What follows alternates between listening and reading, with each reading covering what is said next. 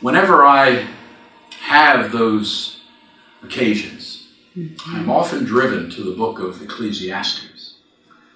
And I guess that's one of the reasons I asked for us to take notice to something found in Ecclesiastes chapter 1. It's a very intriguing book, authored by Solomon, who identifies himself in the opening verses as the son of David and king in Jerusalem. He calls himself the preacher.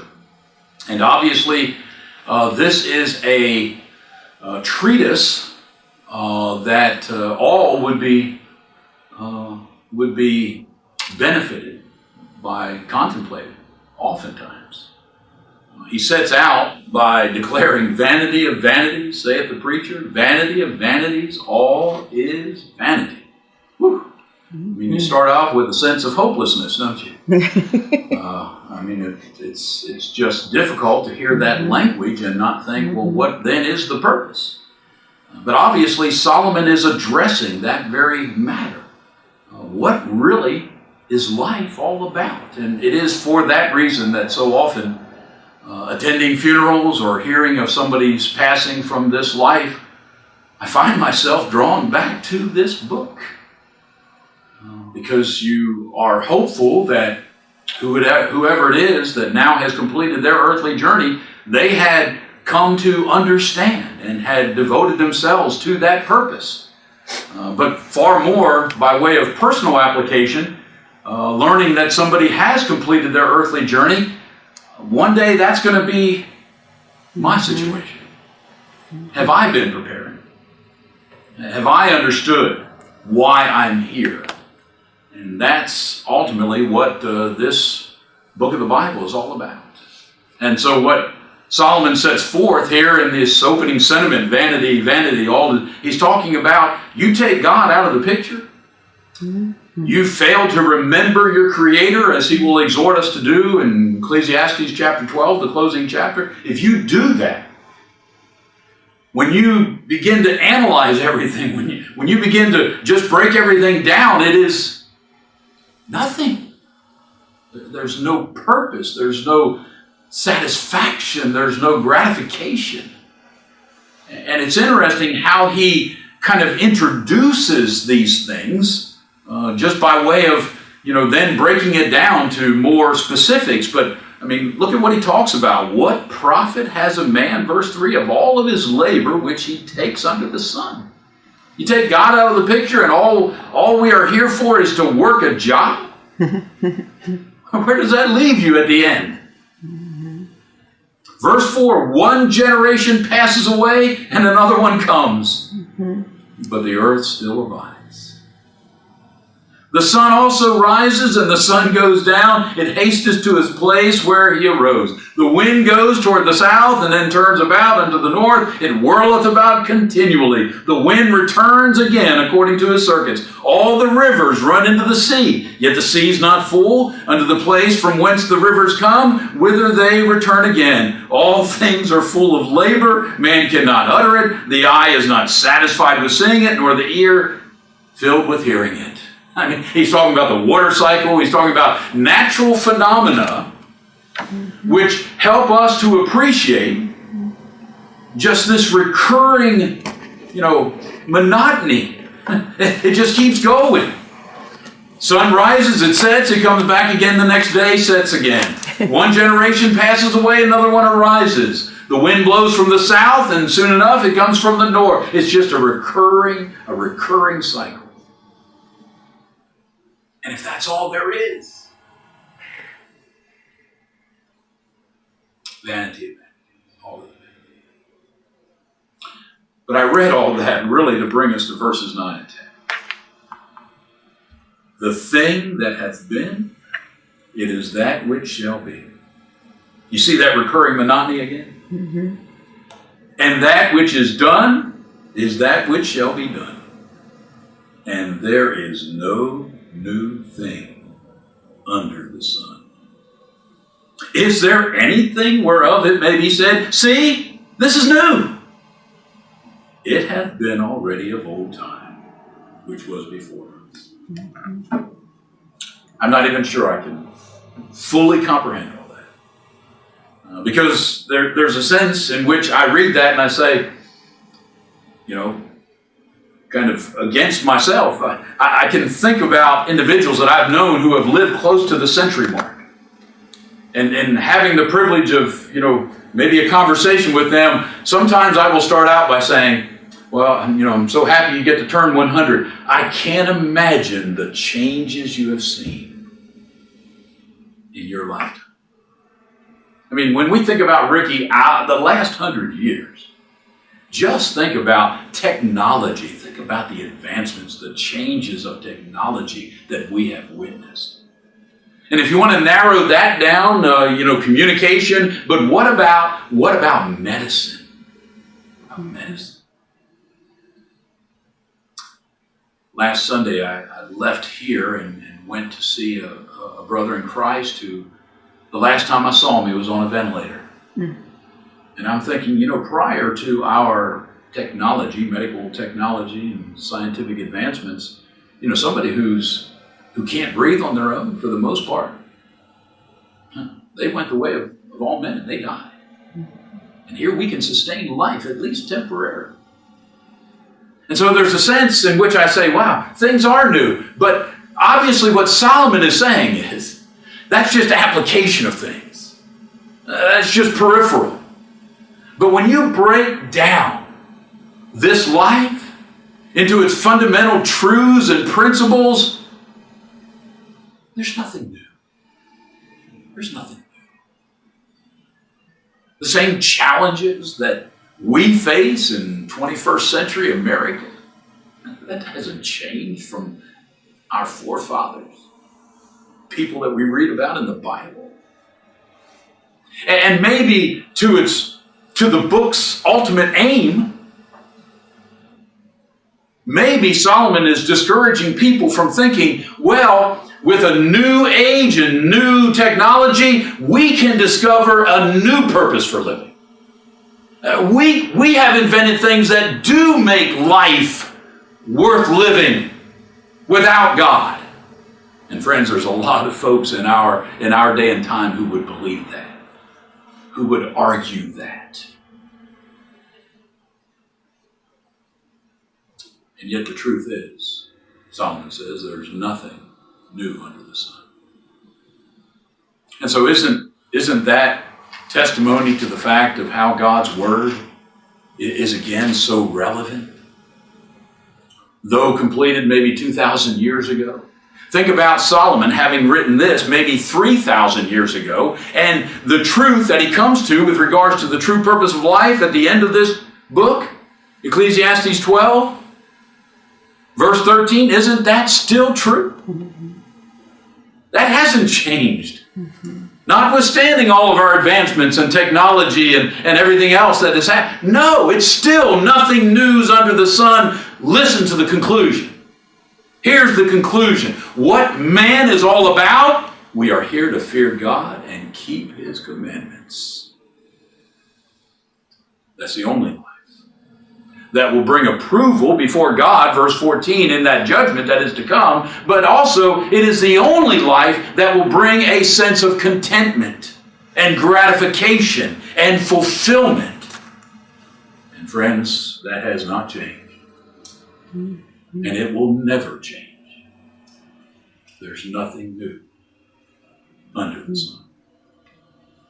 So, I take that by way of an introduction to a study that we embarked on a couple weeks ago, dealing with one of those problems that is certainly very prevalent in our day, but the reality is it's nothing new.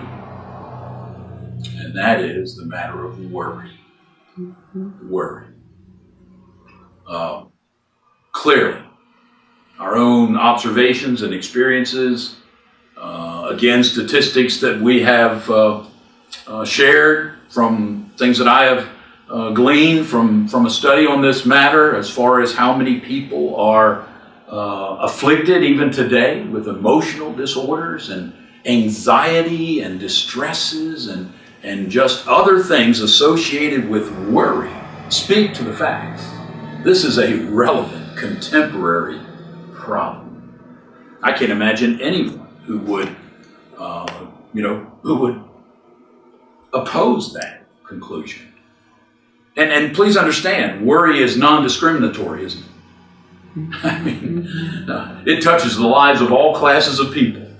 Young people worry, and old people worry. Rich people worry, and poor people worry. The highly educated worry, and the more simple worry. And friends, again, our own observations and experiences would attest to the fact that worrying is done regarding nearly every facet of our daily life. Mm-hmm. Financial? You think people worry financially? How to get money? And then once they get it, how to save it? Mm-hmm. Or maybe how to spend it. I got to tell you, I'm almost in that category about spending money. I hate to spend money. Mm-hmm. And so when I needed to buy a car here recently, whew, I was so stressed out. And I'm not saying that to believe me, I'm ashamed of that. But I was so stressed out because I just hate to spend money. And when I think about spending money for the next 5 years, and they were talking 7 years, and I'm just not, I can't accept that just emotionally without some distress. And again, that's to my shame, but I'm just saying, I can experientially say, I know what it is like to worry financially. Worry about employment, job security, relationship with bosses and coworkers, worry about performance and how that might have a bearing on future employment. People worry in domestic things like marriage and family. Friends, some people are worried that they're not married. Other people, now married, are worried that they are. I mean, it runs the gamut. That's my point. Government, friends, do you think there's a lot of high anxiety right now with what's going on globally? I mean, world leaders just have made for a very volatile set of circumstances between governments, as well as unstable economics, the future of politics in our own country. And then, there are just troubles that we face day in, day out, some real, some imaginary, but they encompass nearly an endless scope of things. Health, family, again, car, schedules. My point is, friends, worry, nothing new. We certainly know it exists today, and yet here we find Jesus in Matthew chapter 6 dealing with the very same problem. Again, Matthew chapter 6, where we read earlier in this series, Matthew chapter 6, part of the Sermon on the Mount. As we alluded to in the Bible class this morning, Jesus here setting down some fundamental principles which would be critical for individuals who wanted to become citizens within His kingdom, the kingdom of heaven that He had come to establish and rule over as its ultimate king. He's preparing individuals for that, and He addresses the matter of worry. And He tells those who would be potential citizens within His kingdom, you shouldn't do it. It shouldn't be your daily mental anguish and anxiety about physical things. And so as we again pick up there in Matthew chapter 6, just a few verses to serve by way of review. Reading from the New King James Version, Jesus says, verse 25, therefore I say to you, do not worry about your life, what you will eat or what you will drink, nor about your body, what you will put on. Again, verse 31, therefore do not worry, saying, what shall we eat, or what shall we drink, or what shall we wear? Verse 34, therefore do not worry about tomorrow. Friends, do any of us still struggle with that? Mm-hmm. But my point is, here is Jesus, again, some 2,000 years removed from us. There's nothing new under the sun. Mm-hmm. He still had to address this matter that seems so prevalent in our day. Worry. Now, again, it should not be overlooked that Jesus is addressing this matter of worry. As we see verse 25, he introduced it with therefore. It goes back to what he had been talking about, and he had been talking about the problem of materialism. He had been talking about individuals misplacing their treasures. Don't lay up your treasures on earth. Rather lay up your treasures in heaven. Again, emphasizing in subsequent verses then, you can't have both. You can't have your ultimate treasures on earth and then say they're ultimately in heaven. You got to make a decision.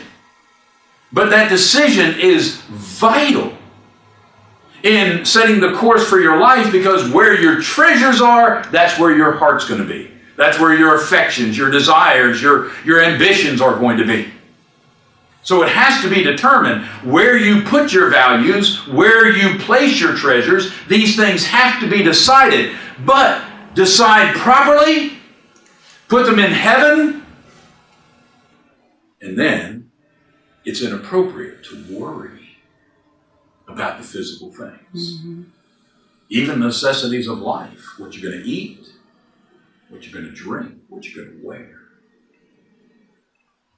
So, Jesus addresses the subject, and for that reason, as well as I hope it is a subject that maybe certainly touches our lives. Maybe because we can see there are times that we're guilty of doing what Jesus tells us not to do. And so we embark on this series, first of all, by asking the question, well, why shouldn't we worry? Why should we see this kind of worry as, again, kind of qualified here by Jesus? Why should we perceive this kind of worry as contrary to heaven's will for us? First, foremost answer, just the most obvious answer, Jesus says, don't do it. And Jesus today is God's spokesman. If we self-identify as Christians, he's supposed to be our Lord. We're trying to follow him in his teachings. And that means when Jesus says, don't do this, obviously we should recognize that it's contrary to God's will for our lives. And we should take whatever steps are necessary not to do it. We're also thankful that Jesus not only says don't do it, but he also helps us understand an application of these things. Maybe we dismiss worry as part of our lives because we really don't see it for what it is. And maybe we dismiss this kind of worry by saying, well, that's not a problem for me. But then we visit the house of Martha and Mary in Luke chapter 10, and we find Jesus making an application of this problem in these two sisters. Because one of them, Jesus says, you are worried and troubled about a lot of things, Martha. And she not only had become preoccupied with them herself, but again, she was so concerned about them that she even thought her sister was being negligent in not being concerned about them. And yet here she approaches Jesus, and Jesus says, but Martha, Mary's chosen the one good thing that will never be taken away from her. She is using this privilege of sitting at my feet to learn eternal truths. And so she recognizes why she can't be distracted from that by things pertaining to entertaining a guest, even though that guest is a very special one, or setting out a meal, or providing for provisions, depending on where you put your values. And we see that. And please understand, friends, Mary and Martha, these are righteous women. These are women who understood who Jesus was. These are women who ministered to him during his earthly ministry. But even among such people, this can become a problem. And Jesus helps us understand the application of these things. Maybe they're not so, so distant from our lives, because we can get caught up in this. And so, hopefully the obvious answer is Jesus says don't do it. Here's an example of doing it, and we need to be on guard against it. But I believe we can say conclusively Jesus, as well as other inspired writers like the Apostle Paul, they counsel us with heaven's authority. They counsel us, don't do this. Don't worry. Don't be anxious about material things, about things relating to this physical existence. All right, very quickly, and we have to do this in a very hurried fashion, but another reason for our perceiving worry of this nature as contrary to heaven's will, as something that is not befitting disciples of Christ, is because, friends, it accomplishes nothing constructively.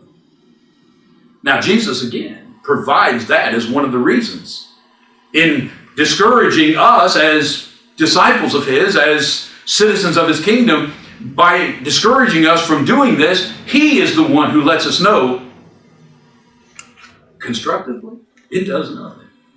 It does nothing. So, I invite your attention again back to Matthew chapter 6. Jesus is going to point this out by means of a rhetorical question. And friends, that is a very powerful literary tool. I mean, when you ask a question, not expecting an answer because you think the individual knows the answer, that's powerful. We can all relate to that, right? Especially dealing with children. Didn't you know that was wrong? I mean, you're not looking for a response. And so rhetorical questions, and Jesus was the master of it. Rhetorical questions, very powerful in what they're trying to get us to understand. And so listen to this rhetorical question. Look there at verse 27. Which of you by worrying, again, New King James Version. King James Version, it says, which of you by taking thought. I think the American Standard Version, which of you by being anxious or exercising anxiety. I'm not sure the exact wording, but listen to it. Which of you by worrying can add 1 cubit to his stature?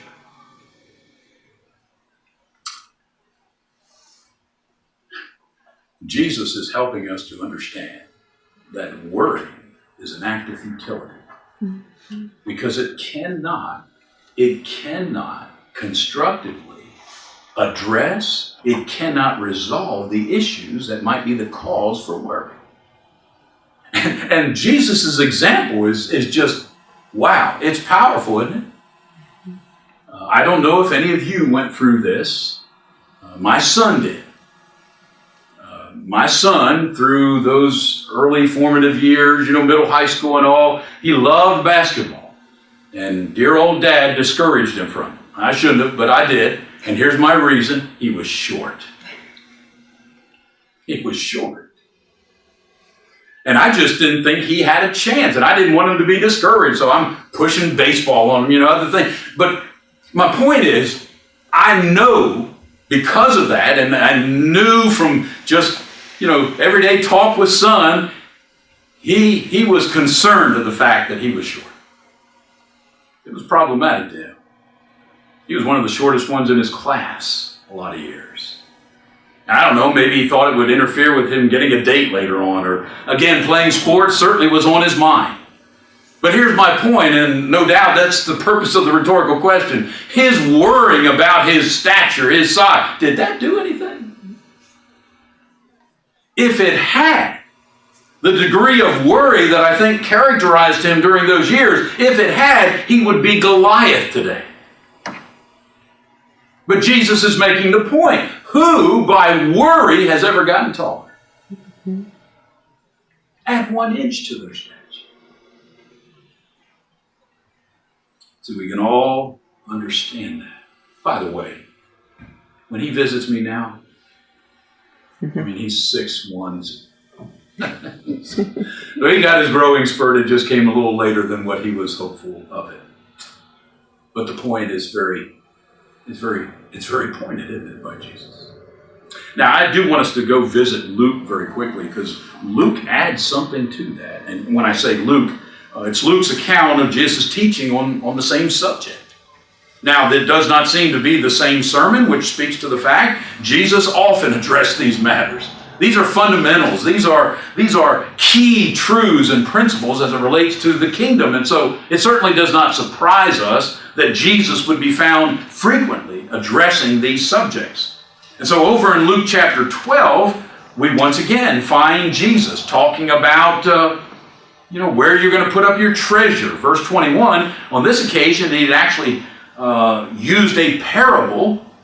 And the end of the parable, verse 21, so is he that lays up treasure for himself and is not rich toward God. We might remember that parable of the rich farmer. You remember how he resolved the problem that he didn't have enough barn space.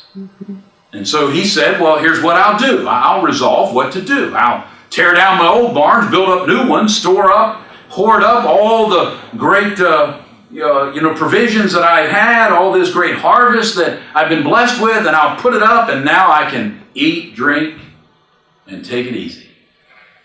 And God says, you're a fool. Because tonight, your soul will be required of you, and then whose will these things be? So is the man who lays up treasure for himself and is not rich toward God. He had put his value in the wrong place. He had put his emphasis, his priorities, he had put his purposes in the wrong place. Now, Jesus will again. Verse 22, he said to his disciples, therefore, in light of that parable, in light of what he had said to that covetous man, take heed, beware of covetousness. Verse 15, a man's life does not consist of the things that you have. Verse 22, therefore, based upon these things, I say to you, do not worry for your life. So, verse 25 finds Jesus again, by way of a rhetorical question, helping us understand that worry is an act of futility. It's useless. Same one. And which of you, with taking thought by worrying, can add to his stature 1 cubit? Now, I will suggest this with regards to that word cubit and stature. As I understand it, Jesus could simply be using those terms by way of a stage of growth. And it could be measured either by age or height. And that's why the American Standard Version actually renders it this way in Matthew chapter 6. And which of you, by being anxious, can add 1 cubit unto the measure of his life? In other words, it could talk about a span of life. And so the question might be, which of you, by worrying, can add a minute to your life? Now, we're going to find out, Lord willing, in future lessons. It could have just the opposite effect, can it? It could actually shorten somebody's life. Medically. We see evidence of that. But either way, Jesus is simply helping us to understand by a rhetorical question, worry cannot constructively do anything. It's worthless. It's a useless mental exercise. Now, Luke, in his record, records Jesus adding this, verse 26. If you then be not able to do that thing which is least, if you can't grow an inch, if you can't add a minute, if you can't do that which is least, why then would you worry about the rest? And I wasn't sure exactly how to understand that. I understand Jesus is making an argument from the least to the greater. And if it would be inappropriate to do it with the least, it then obviously would be even worse by way of, violating the principle by doing it by greater things. So I went to some commentaries, and I think this might be helpful. Hopefully it was for me. Here is Brother Bowles commenting on what Jesus said. He says, they cannot by worry add to their stature or measure of life. If they cannot change what is comparatively of least importance, that is how tall or how old they shall be, then why should they worry about these other things? He goes on to explain, Luke's the only one that has this conclusion, and the argument is from the less to the greater. Listen to this. To add a little to life is a small thing with God. Do you remember what he did for the king? I think it was Hezekiah, who was sick on his bed, and he prayed for longevity. You remember God added to his life 15 years. Is that a big thing for God? No, that's little.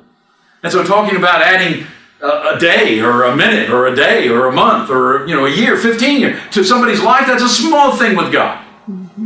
But to give life and to sustain it year after year, to give the fruits of the field and the animal creation for food, they belong to the greater exercise of infinite power. Think about what God does to sustain our lives. I don't know if you ever entertain those thoughts. I do every once in a while. I mean, I just think about how God has made provisions in this world that He has created to sustain 7 billion people. I mean, plants, animals, all the things that are necessary to allow for their survival, for their productivity. And we benefit. That's all the hand and providence of God. That's a great thing to even contemplate in our finite minds. And so maybe it is, as Brother Bowles suggests, why should one be distressed about the greater things when anxiety about the less can accomplish nothing? And I appreciate what he says by way of conclusion. These are unanswerable questions. See, that's what makes it such a powerful rhetorical question. They're unanswerable. No one can say, "Oh, I can add to my weight, my height by worrying. I can add to my life by worrying." No one could answer that. And here is Jesus helping us again by saying, if you can't accomplish anything constructively in these little things by worry, how do you think you're going to change things for the bigger affairs of life, sustaining life? And so, Jesus, again, urges us, don't worry, because it accomplishes absolutely nothing. Now, you know what that means worry is? It's a waste of time. Now, all of a sudden, we're getting into some spiritual principles that should help us understand why that's so serious. It's a waste of time. Quickly, before we just address that a little bit, I thought this poem is really good. Quote, "Worry never climbed a hill. Worry never paid a bill. Worry never dried a tear. Worry never calmed a fear. Worry never darned a heel. Worry never cooked a meal. Worry never composed a song to sing. Actually, worry never did a worthwhile thing." That certainly captures it well, doesn't it? And then one writer, again, I'm not sure who it was, but he said, worry is like a rocking chair. It keeps you busy, but it gets you nowhere. That, again, is a very helpful picture if you like mental pictures. Here you are exerting a lot of energy, and where's it getting you? Absolutely nowhere. And again, for a person who is conscientious in trying to do God's will for their lives, a person who is conscientious about being a disciple of Jesus, and hear Jesus say, well, don't do it. But then to come to find out from his teaching, it's a waste of time, that's serious. That's serious. You know why? The principle of stewardship. Stewardship. See, this all goes back to the book of Ecclesiastes where we began. God is the one who ordained life, and he is the one who appointed the purpose for our lives.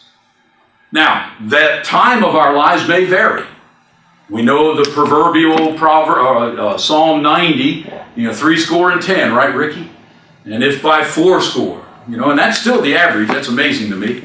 I mean, that is attributed to Moses. Moses lived 120 years, and here by inspiration, he could say, well, the average life is going to be between somewhere 70 and 80, and that's still true. I mean, today, that's still true. 4,000 years later, that's still true. 80 years. But anyway, my point is, not everyone is granted 80 years. Some are granted more. But whatever we are given, it's a gift from God. It's a gift of life. And God, in whatever period of time He blesses us with, intends for us to use it, being a steward as He deems right. Mm-hmm. And what did we find out about that? Fear God. Mm-hmm. Keep His commandments. In the New Testament, as we talked about, it is to be a follower of Jesus, to listen to Jesus, to become like Jesus. That's how you're supposed to spend whatever time, whatever amount of years that God grants you, that's how you're supposed to spend it. And so if I'm wasting, one day I'm going to have to give an account of that. As much as somebody who is using their life and they don't recognize God as the one who can, dictate how they use it for their own purposes. Well, here I am knowing the purpose of God, and yet I'm wasting that time. Doing something like worry, which God told me not to do, and tells me why I shouldn't do it because it accomplishes absolutely nothing by way of constructive remedy for your problem. It's a waste of time. And that's serious. It's serious when we think about stewardship. And friends, if the Bible teaches anything, in judgment, we are going to give an answer for how we use what God gave us. Go back and read Luke 16, the parable of the unjust steward. I mean, that's all about the fact that one day we, like the steward, are going to give an account how we used our time, how we used our resources, what we did with what God gave us. And you remember the principle of stewardship, 1 Corinthians chapter 4. It is required in a steward to prove himself faithful. That means, as a steward, I'm supposed to use anything that God has given to me for His purposes. Because one day I'm going to have to give it back to Him. And I'm going to have to give Him account. Friends, the Bible speaks to this matter of stewardship as it relates to our time. Our time is up, by the way. But very quickly, Ephesians chapter 5. And please remember the context there, friends. Ephesians chapter 5 has to do with your walk in Christ.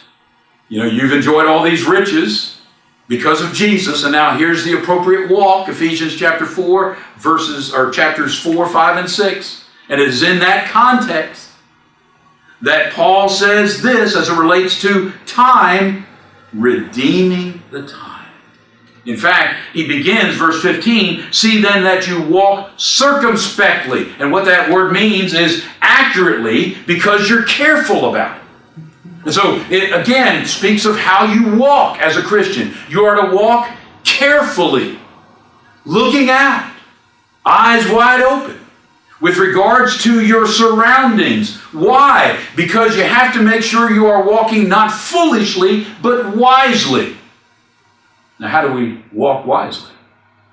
That's by doing, again, what God, who is the architect of our lives, has told us to do, how we're supposed to walk. Mm-hmm. So we do that, walk circumspectly by walking wisely. What does that entail? Verse 16, redeeming the time.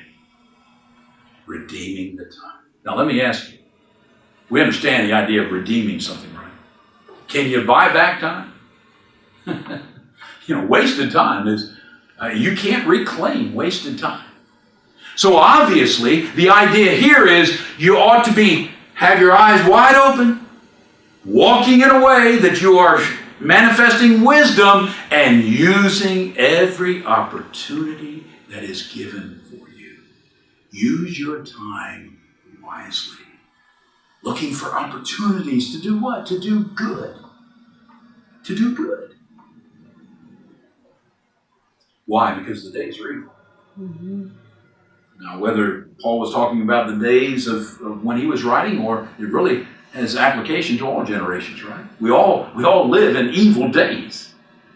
And part of those evil days is the world and the attractions of the world drawing us away from using our time effectively as a good steward, doing the things that God would have us to do. Look over in Colossians chapter 4, very similar in language. Colossians chapter 4. Once again, connected with walking wisely. Look there at verse 5. Walk in wisdom toward those that are without. Look at it. Redeeming the time. Buy up the opportunities. That's one of the ways in which you manifest you are walking wisely. You are walking accurately because you're careful about how you walk, and you are looking for opportunities wherever you go to use your time wisely. One final verse kind of to summarize all that and to see how all this kind of factors into our activities, our behavior. It has to be 1 Peter chapter 4. Quickly, 1 Peter chapter 4. It starts out with an exhortation for us to be, as we should be as Christians, like Jesus. Arm yourselves, for as much then as Christ has suffered for us in the flesh, arm yourselves likewise with the same mind. Think like Jesus. Have a mind like Jesus. Paul would say, let this mind be in you, which was also in Christ Jesus. Peter would say, arm yourself with the mind of Christ. His mind, at the end of the verse, for he that had suffered in the flesh has ceased from sin, that he no longer, listen to it, arming yourself with the mind of Christ would find an individual that no longer would live the rest of his time in the flesh to the lust of men, but to the will of God. You see, if you're walking like Jesus, if you're thinking like Jesus, if you have a mind like Jesus, from that moment on, you are no longer going to use your time to your own desires, your own fleshly desires, but now to do the will of God. And look at his argument. For the time past of our life may suffice us to have wrought the will of the Gentiles. It's almost irony. He says, haven't you wasted enough time? Haven't you wasted enough time? Hasn't it been sufficient? The time that you have wasted on yourself, doing the will of the Gentiles, living selfishly, wasting your time? Haven't you done enough of that? Now, arm yourself like Christ. Live the rest of your time. I think I shared this, Ricky and Tracy, you were here. But, with the change of the year, I told you I thought of my life as a book. Mm-hmm. And I'm thinking I'm 60. Mm-hmm. Wow, that gets kind of late in the book, doesn't it? Mm-hmm. I mean, even if I'm given the proverbial 80 years, mm-hmm. Man, there's a lot of pages that I've gone through, a lot of chapters in this thing called life. And when I look at what I got left, it's very limited, especially in relationship to what I've already spent. Mm-hmm. And then I have to face this. How much of that time have I wasted? Mm-hmm. As a steward of this precious commodity God has given us, time, how much of that have I wasted on selfish pursuits? How much of it have I wasted worrying about things that my worry did nothing to address? All I'm trying to impress upon us, friends, is this ought to be a powerful reason as to why we shouldn't worry. It's useless. It's poor stewardship of that precious gift that God has given to us called time. And as we get older, Ricky, we all do, but as we get older, that should become a greater and greater reality to us. Because I have less time. I have less time to do the work that God would have me to do here on this earth. Mm-hmm. Fearing, keeping His commandments, becoming more like Jesus every day. I have less time. And so I certainly don't want to be guilty. I certainly don't want to have to go before God one day and say, and He's going to say, Mike, why did you waste so much time? Mm-hmm. Worrying, fretting over things that you could not change. Why'd you waste your time? Be a fearful thing. Mm-hmm. And so, as we make some of those resolves we just sang about. I'm resolved, Ricky. Making some of those resolves for the upcoming year, and maybe we have, in honesty, maybe we have been anxious about things that really don't deserve that kind of mental anxiety, mental exercise. Certainly, we could use our time better, could we not? Maybe that's the best way to say it. We could use our time better in light of the fact that that does absolutely nothing. Isn't it interesting when Paul makes his contrast? Worry about nothing, pray about everything. Worry does nothing. What does the Bible say about prayer? It is effectual. Fervent prayer of a righteous man avails much. Worrying does nothing. Prayer, you can change things with prayer. So again, even in that contrast, should help us see. Certainly we could do something better with our time than wasting it on worry. But again, our spiritual condition is something that should concern us, because that's what ultimately this grew out of. This teaching by Jesus grew out of. Where are you putting your treasures? If your treasures are in heaven, that's where your primary emphasis, your first priority should be on being right, preparing yourself to go to heaven one day. And so if you're not or haven't done that, you have reason to worry. You should worry. It should move you to act with a sense of urgency, if that's truly where your treasures are. So if we can help you in that, certainly would encourage you to obey the gospel as a penitent believer, being baptized by the authority of Jesus for the forgiveness of your sins. Guess what? In doing that, you are now ushered into his kingdom as a citizen. And don't worry about these physical things, because God knows you have need of them. We'll address that at a later time. But anyways, if we can help you, let us know how while standing in the